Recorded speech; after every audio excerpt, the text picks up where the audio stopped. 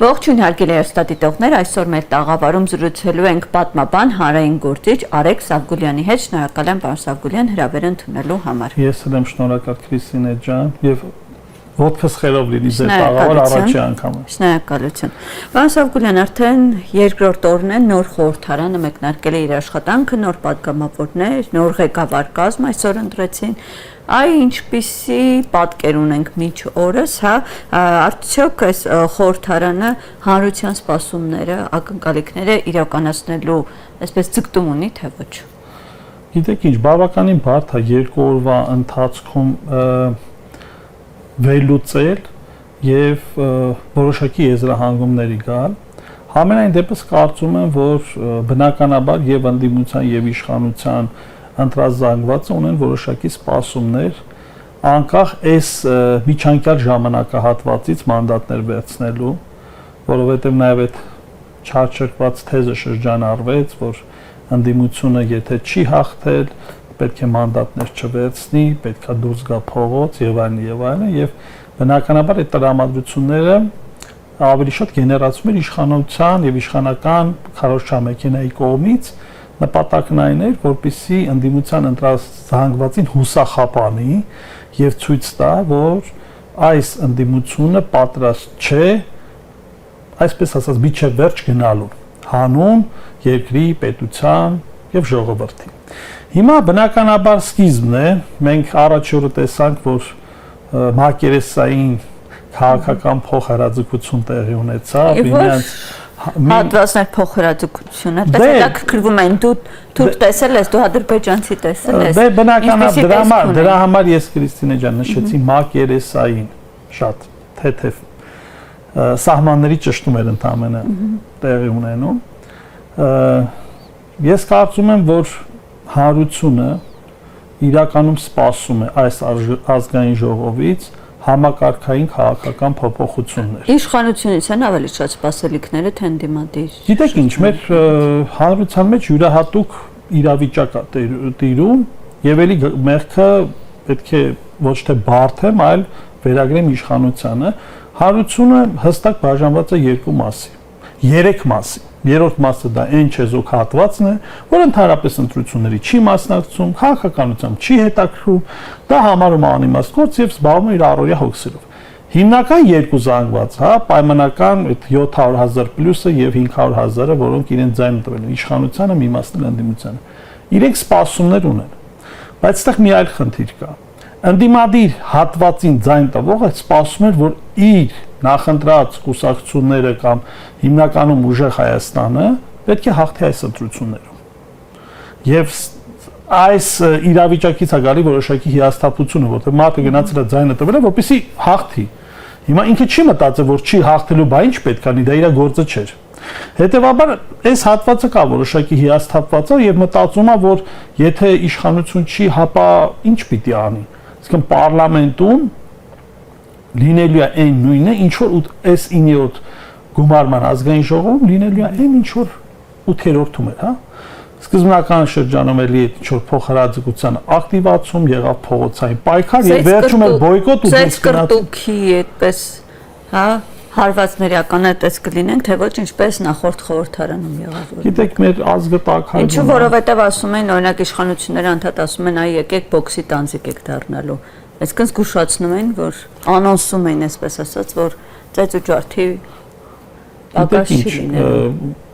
Եթե իշխանությունը մտածում է, որ օրենսդրա իրավական մարմինը դա բոքսի ռինգ է եւ հրահրում է, կարող է մի օր նաեւ մենք ականատես լինենք այդ ծեծ ու ջարդի։ Եվ դա բացառություն չի, աշխարհի բոլոր պարլամենտներում էլ դա լինում է։ Բայց դա հիմնական առաքելությունը չի օրենսդիր մարմնի։ Բայց դա մտնում է այս իշխանության քաղաքական օրակարգում, որովհետև իրանց հիմնական գաղափարախոսությունը հիմնված է հաց եւ հանդեսների վրա։ Այսինքն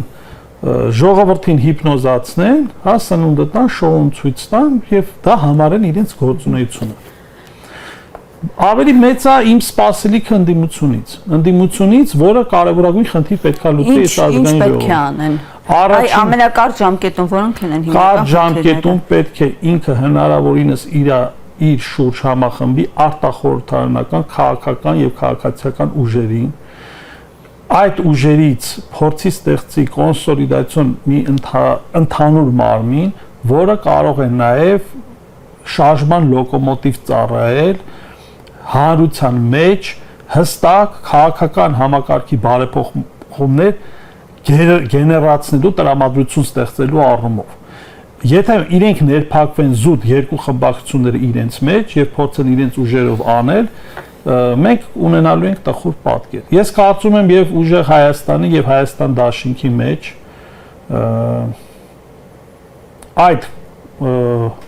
մոտեցումները կան, որովհետեւ իրենք հստակ պատկերացնում են, որ առանց լայն հանրային աջակցության իրենք փաստացի փոքրամասնություն են կազմում այս պարլամենտում։ Եթե հակառակը լինի այդ լայն հանրային աջակցությունը, դա կարող է հանդիսանալ լուրջ հանրային ճշմարտ գործիքակազմ եւ այս պարլամենտը կարող է լինել որոշակի ընդունակ գործելու։ Համենայն դեպս ասեմ, արդեն ինքը կնիքը կրում է իր վրա կիսա լեգիտիմ եւ կիսա օրհնված պարլամենտ լինելու, որովհետեւ փաստացի իշխանության այդ քարոզչամեքենայի աշխատանքի արդյունքում ամենայն հայոց կաթողիկոսը չայլցել է ազգային ժողով, իսկ ԱԺ կանոնակարգ օրենքի 33-րդ հոդվածով նախատեսվում էր նույնիսկ հրավեր պետք չէր, բայց բարձր որ արարողակարգային գործընթաց պետք է լիներ, չէ՞ նախագահային ոնց իչափ, չգիտեմ, ազգային ժողովի ապագա նախագահ Ռուբեն Ռուբինյանը դիմավորեց եւ այլն, բնականաբար եթե ամենայն հայոց կաթողիկոսն էլ գա, նման արարողակարգ է լինելու եւ միջև այցելությունը երկու արարողակարգերը իրար հետ ճշտում են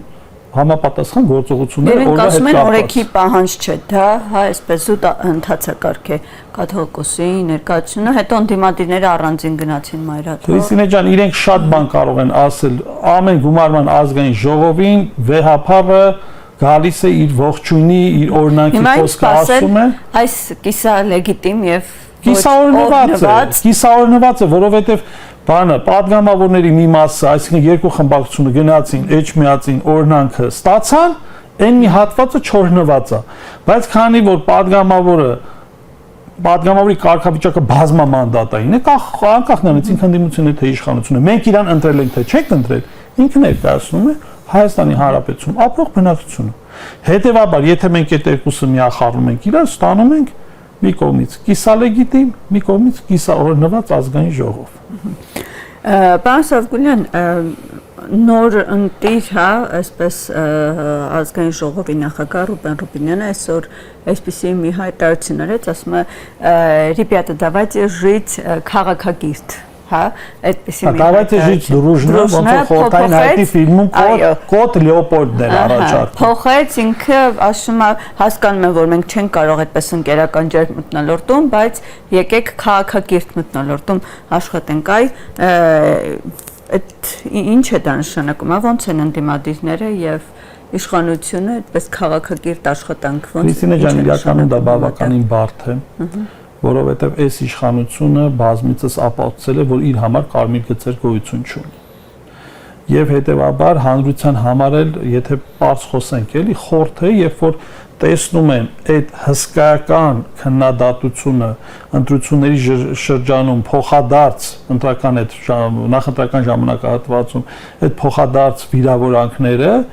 եւ միանգամից հակառակ պատկեր, հա, բոլորը ուրախ են, բոլորը երջանիկ են, բոլորը քաղաքակիրթ են, այսինքն դա ամեն ինչը սուտ է։ Դե հիմա հետ գնանք մի քիչ ավելի հետ։ Ընտրությունից հետո այստեղ այդ խնդիրն է գալիս։ Եթե կասկածի տակ է դնում լեգիտիմությունը, ասում ես, որ ընդ որում երկու կողմն էլ իշխանությունն էլ է ասում, որ անդրակաշարք ու ոչ լեգիտիմ է։ Այս դեպքում պետք է մանդատ վերցնել, թե ոչ։ Գիտեք, ու կան ոչ լեգիտիմ ընդդիմության ներսում դա քննարկվել է, ավելի ծանր իրավիճակ է լինելու։ Եթե չվերցնեն։ Մանդատները չեն վերցնելու, Սահմանադրական դատանի միջոցով գործող իշխանությունը կազմակերպելու էր հերթական քաղաքական ավանտյուրան եւ այն ուժերը, որոնք չէին անցել ազգային ժողով, ստանալու էին համապատասխան քվոտա եւ հայտնում էին ազգային ժողով։ Արտախորհրդանական այն ուժերը, որոնք չէին հաղթահարել 4%-ը։ Հա փաստացի մի կողմից մի հարվածով Բարգավաճ Հայաստանի հետ առաջարկ Հայաստանի ուժը չեզոքացրեցին 58000 ձայն հոդս ցնդեց, Մյուս կողմից փաստորեն տրվում էին քաղաքական շանտաժի եւ երկու խմբակցությունները մանդատները չէին վերցնում եւ դուրս են գալի եւ հայտնվելու են քաղաքական լուսանցքում, որովհետեւ հանրային շարժում փողոցում գեներացնելու համար ժամանակ է պետք։ Այս ժամանակահատվածում քաղաքացիական պայմանագիրը կարողանում էր 100%-ով վերահսկողություն հաստատել ազգային ժողովի վրա։ Հիմա ընդունենք պայմանական, այս երկու խմբակցությունները չեն վերցնում մանդատները, դուրս են գալի process-ից, մի քիչ ժողովուրդը տեսնում է, որ ազգային ժողովում հիմնական խորհրդանից դուրս թող այդ process-ները։ Ազգային ժողովում հիմա կգամ դրան։ Ազգային ժողովում Գուցե ժողովուրդն է տեսնել, որ այսպես, հա, մարտական են դրամադրված, հա, այդ մի տեսակետն էլ ասում է, թե մանդատները չվերցնեին, կարող է ժողովուրդը տեսնեին իսկապես ու ավելի այսպես ոգևորություն։ Քրիստինե ջան, ցանկացած նման ոգևորվածության շարժման համար պետքա նախապատրաստական փուլ։ Այդ քաղաքական ակտը մանդատ չվերցնելու, դուրս գալու, գոռալու, այդ կարճ ժամանակահատվածում չէր կարող այդ 5 միլիոն զանգվածի մեջ ստեղծել կրիտիկական մասսա, որը պետքա դուրս գար եւ պահանջեր օրինակի համար այս նորաստեղծ ազգային ժողովի լուծարում։ Հաջորդը, որով ես ուզում եմ ասել, երբ որ փաստացի իրավիճակը ժողովուրդը տեսներ, որ իրենք մանդատները չեն վերցրել, դուրս են եկել եւ այլ ուժեր, որոնք ստացել են ավելի քիչ քվե, ինչ որ հրաշքով հայտնվում են ազգային ժողովում, հակառակն էին շրջանառելու։ Ասելին դուք երկու խմբակցություններով գնացել եք գործարքի իշխանության հետ, մանդատները թողել եք, այն մանդատները, որոնք ձեզ ժողովուրդը մենք վստահել ենք, եւ դա նույնպես իշխանություններ անելու։ Եվ դուք փաստորեն ձեր մանդատները զիջել եք այս իշխանությանը, իրանց հետ գնացել եք համագործակցության կուլիսների հետևում եւ ելի բան հայ քաղաքական դաշտում ստեղծել եք sense քաոսային իրավիճակ։ Հիմա մանդատ վերցնելը բնականաբար մի անգամ նաև Նարեկ Կարապետյանը դա բնութագրեց, այսպես ասած, որպես բերդի ուղեկիր։ Իհարկե նման ռիսկեր պարունակում է, որ ցանկացած անձի հետ կապված ինչ-ինչ միջոցներով քրեական գործ կարող են կարել շինծու, որի հարցում արդեն իրենք մասնագիտական բավականին լուրջ հաջողություններ են արձանագրել, երբ որ մի բառի մի նախադասության համար միանգամից քաղաքական գործին պատասխանատվությանը ենթարկում եւ կարող են նաեւ այս տարբերակով փորձել ընդդիմությանը զսպել, որ ցանկացած պահին ձեր հետևից կգա գլխավոր դատախազը եւ ազգային ժողովը ձեզ օրինակի համար կհանձնի։ Ես կարծում եմ, որ ընդդիմությունը հայտնվել էր քաղաքական փակուղու մեջ, չհաղթելով ինքը հայտնվել էր երկընտրանքի առաջ, մի կողմից ինքը պետք է տրվեր, այսպես ասած, իշխանական քարոզչությանը եւ դուրս գար փողոց, փորձեր շարժում գեներացնել, որը կարծում եմ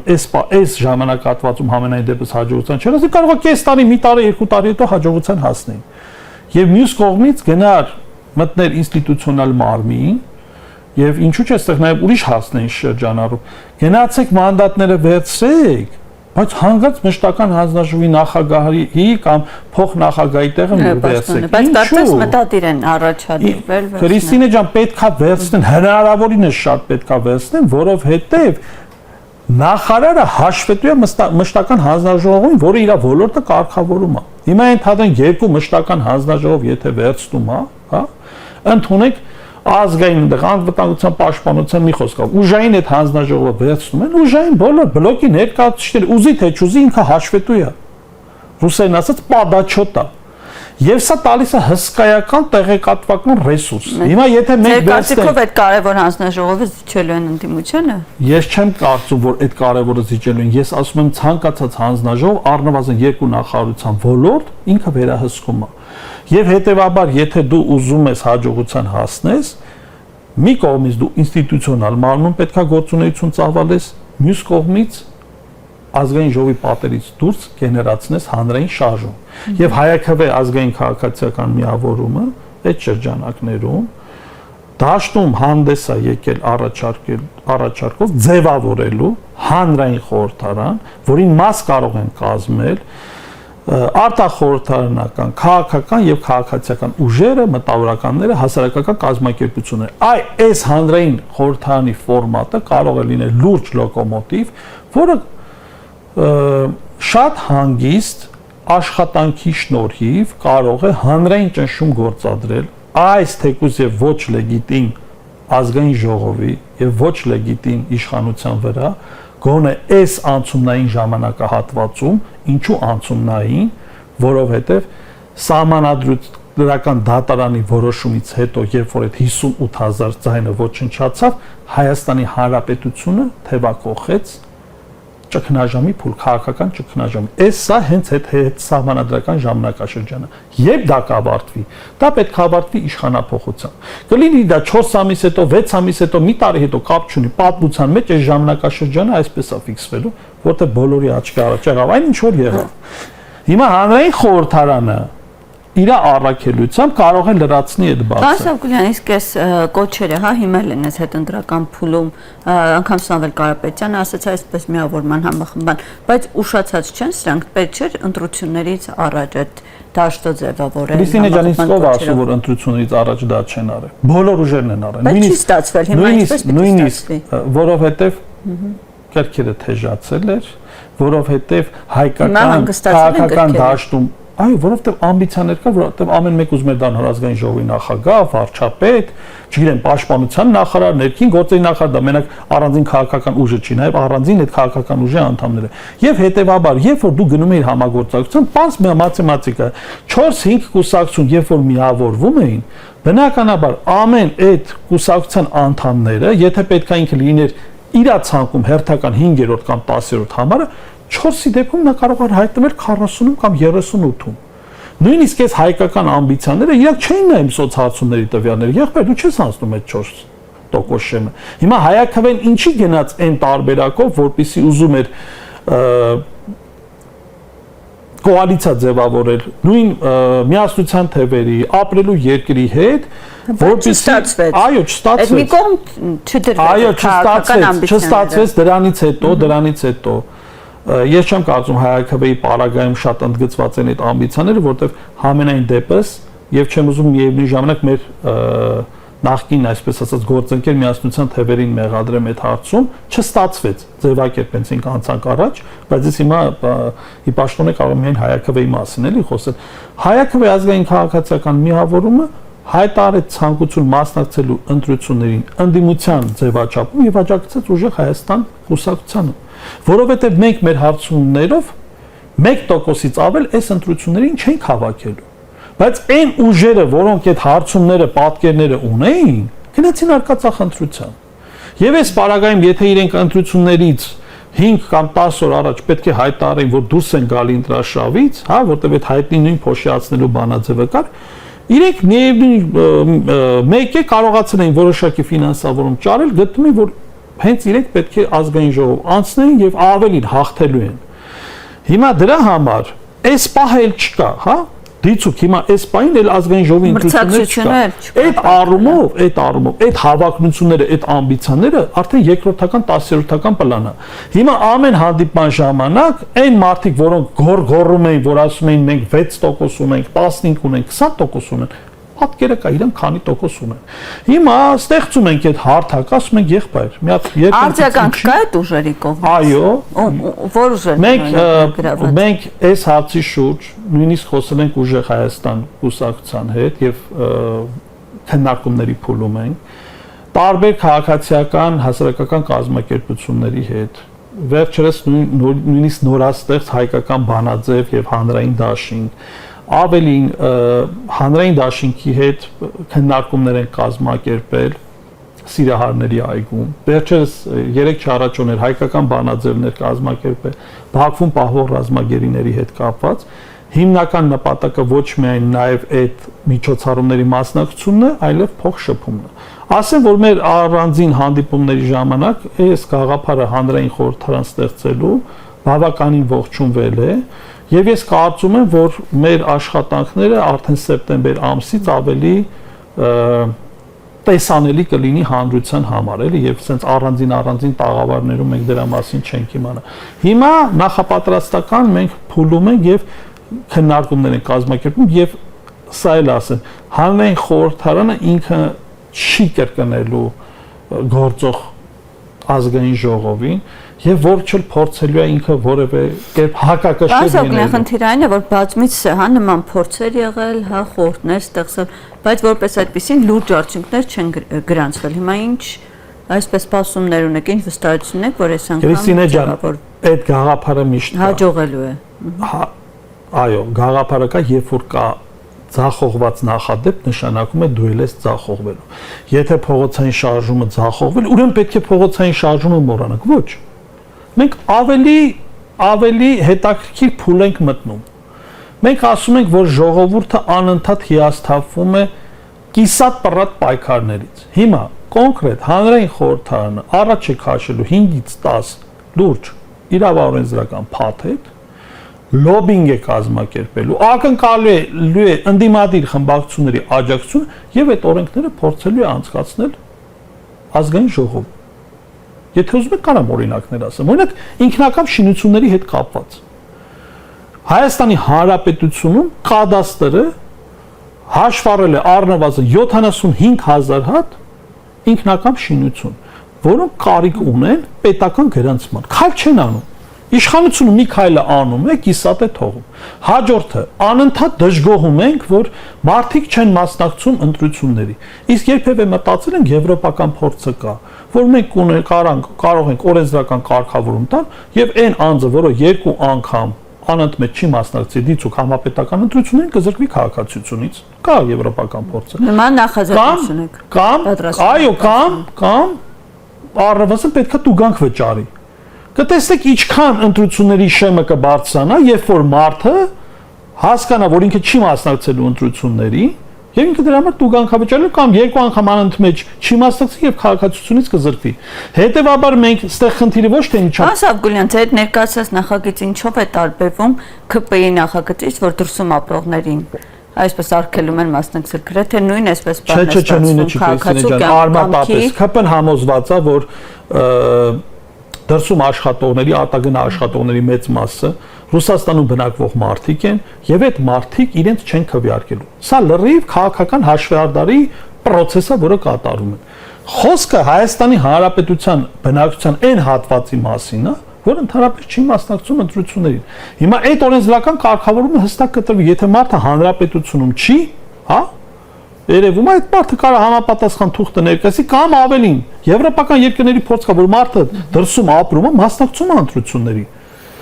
Կարգը կա հստակ, պոչտայով ստանում է քվեաթերթիկը, լրացնում է եւ այդ քվեաթերթիկը ուղարկում է եւ մասնակցում է ընտրություններին։ Մենք չենք գնում այդ ճանապարհ, մենք գնում ենք այն ճանապարհը, որ Հայաստանի Հանրապետությունում ապրող քաղաքացին պետքա մասնակցային կառավարում ունենա պետական գործին։ Ինքը չի կարա այս երկրում ապրի, այս երկրում փող աշխատի եւ ընդհանրապես ոչ մի process-ի չմասնակցի եւ իր քաղաքացիական պարտքը չկատարի։ Քաղաքացիական պայմանագրի պարագայում ուրիշ է։ Հաշվարկել են ենթադրենք 5 միլիոնից ավել մարդ Ռուսաստանում արտագնա աշխատանքի է, եկեք այս մարդկանց զրկենք, որովհետեւ այս մարդիկ շատ հնարավոր է որ կընտրեն ընդդիմությանը։ Սա քաղաքական հաշվարկը։ Մեր հակառակը ասում ենք հնարավորինս պետք է ապահովենք ապագայում ավելի բարձր մասնակցություն։ Այս է նպատակը։ Ոչ թե ինչ որ մեր քաղաքացիներին պատժելը կամ եւ այլն քաղաքացիությունից զրկելը։ Եվ